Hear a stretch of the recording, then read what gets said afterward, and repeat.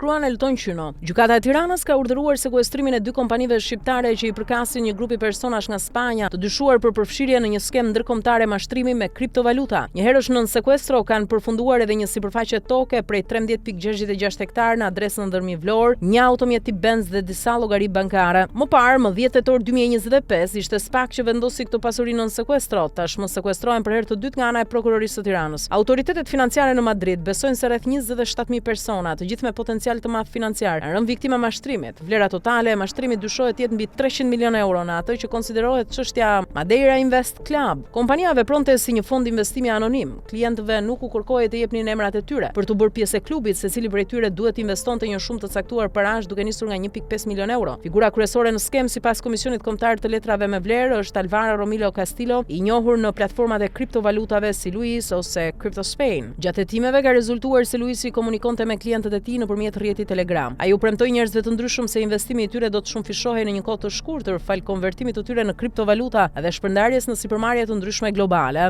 Autoritetet spanjolle besojnë se grupi i dyshuar kriminal me seli në Madrid kishte krijuar një rrjet kompanish fiktive në Portugali, SBA, Republikën Dominikane, Estoni dhe Shqipëri. Të dhënat zyrtare tregojnë se Castillo, Luisi, si dhe bashkëpunëtorët e tij të ngushtë, krijuan 2 kompani në Shqipëri në vitin 2024. Kompanitë Worthnit dhe Wortonova u regjistruan në Qendrën Kombëtare të Biznesit në të njëjtën datë, 6 qershor 2024. Adresa e tyre është e njëjtë, rruga Teodor Keko pranë Astirit në Tiranë. Aktiviteti është i njëjtë, aktivitet në fushën e turizmit, hapja dhe menaxhimi i hoteleve, ndërtesave dhe ambienteve në të cilat kryet aktiviteti hotelier. Kompania Worthnit është në pronësi të Alvaro Romilo Castillos, kompania tjetër Wortonova është në pronësi të një shtetaseje me origjinë rumune, ndërsa administratori është i njëjtë në të dyja subjektet. Babai Alvaros